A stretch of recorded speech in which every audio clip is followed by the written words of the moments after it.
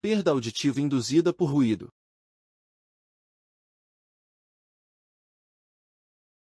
O ruído faz parte da vida cotidiana, mas em determinados níveis pode tornar-se perigoso.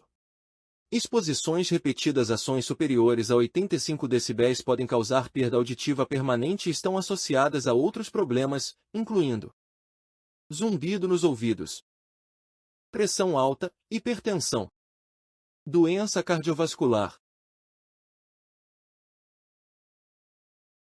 Níveis elevados de ruído também podem contribuir para acidentes e lesões graves no local de trabalho. O ruído pode reduzir a percepção dos trabalhadores sobre o que está acontecendo ao seu redor, incluindo sinais, alarmes e avisos verbais. Reduzir o ruído no local de trabalho é a melhor maneira de prevenir a perda auditiva ocupacional e outros efeitos de ruídos perigosos. Os benefícios adicionais da redução da exposição ao ruído dos trabalhadores incluem menos estresse e fadiga, maior produtividade e melhor moral, melhor relacionamento com a gestão, custos mais baixos de compensação dos trabalhadores.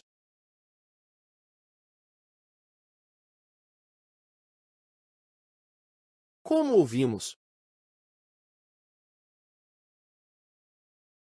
Ouvimos sons por causa das vibrações, ondas sonoras, que chegam aos nossos ouvidos. Reconhecemos essas vibrações como fala, música ou outros sons. O ouvido externo, a parte do ouvido que você vê, canaliza as ondas sonoras para o canal auditivo. As ondas sonoras viajam através do canal auditivo para chegar ao tímpano. O tímpano vibra com as ondas sonoras que chegam e envia essas vibrações para 3 pequenos ossos no ouvido médio. Esses ossos amplificam, ou aumentam, as vibrações sonoras e as enviam ao ouvido interno. O ouvido interno contém uma estrutura em forma de caracol cheia de líquido chamada cóclea. As vibrações sonoras criam ondas nos fluidos cocleares. À medida que as ondas atingem o pico, elas fazem com que pequenas células ciliadas se dobrem, o que converte as vibrações em sinais elétricos. Essas minúsculas células ciliadas são chamadas de estereocílios, tipos de receptores que podem detectar som. O nervo auditivo transporta os sinais elétricos do ouvido interno para o cérebro. O cérebro interpreta os sinais como sons que você reconhece e entende.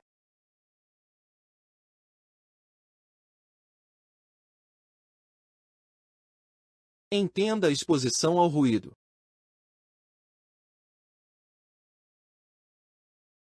O limite de exposição recomendado para exposição ao ruído ocupacional é de 85 decibéis durante um turno de 8 horas.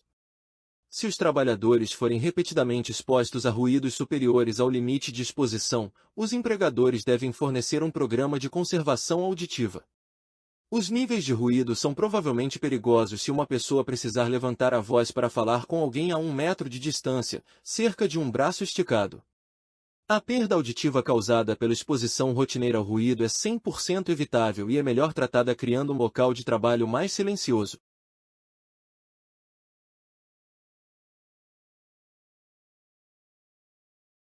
Como um ruído alto causa perda auditiva?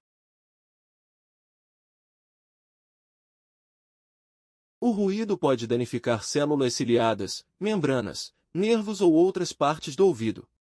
Isso pode causar perda auditiva temporária ou permanente. Saiba como isso acontece para que você possa prevenir a perda auditiva.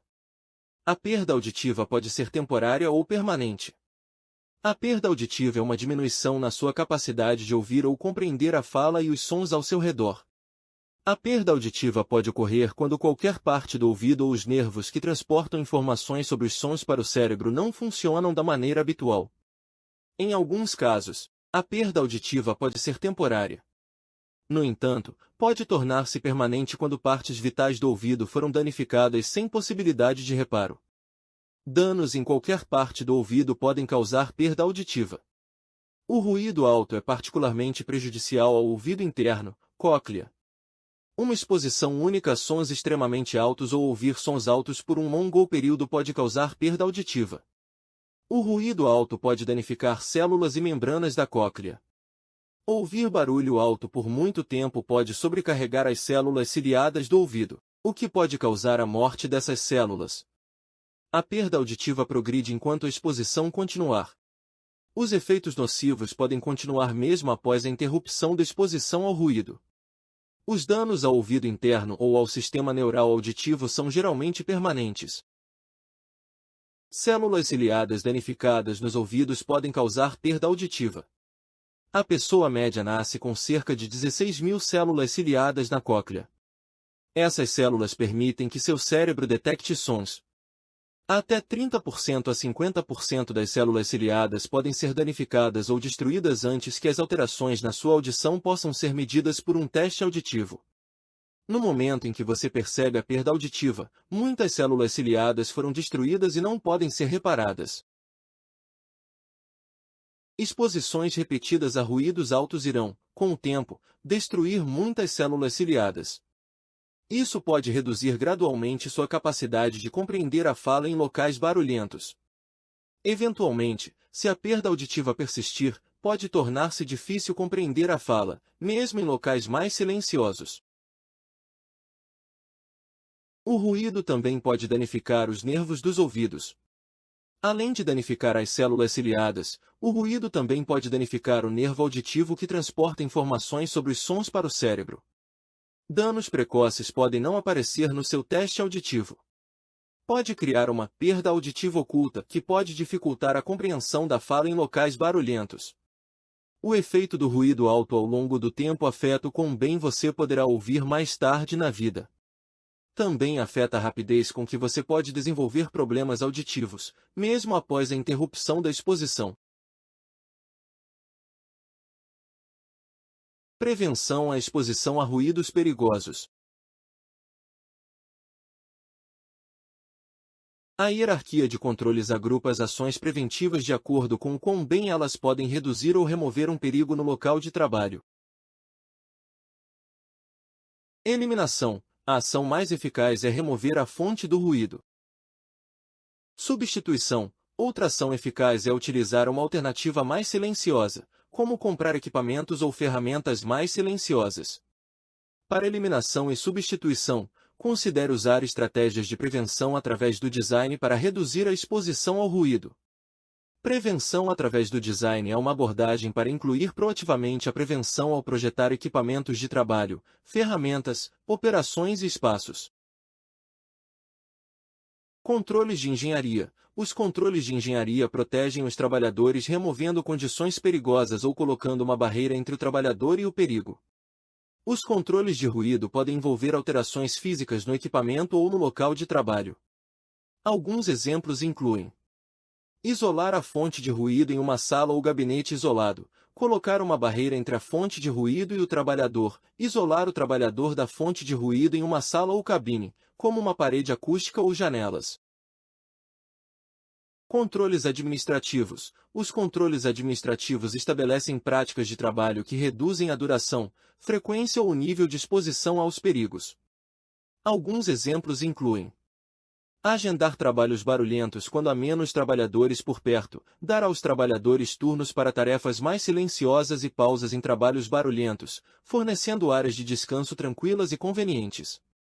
Os controlos administrativos não devem ser utilizados de uma forma que exponha mais funcionários ao ruído. Equipamento de proteção individual. Forneça aos trabalhadores dispositivos de proteção auditiva quando outras abordagens não puderem reduzir o ruído a um nível seguro. Uniós recomenda o uso de proteção auditiva sempre que os níveis de ruído excederem 85 decibéis, independentemente da duração do som. A proteção auditiva pode ser bastante eficaz quando escolhida corretamente e usada de forma consistente. Isso é tudo por enquanto. Até o próximo vídeo.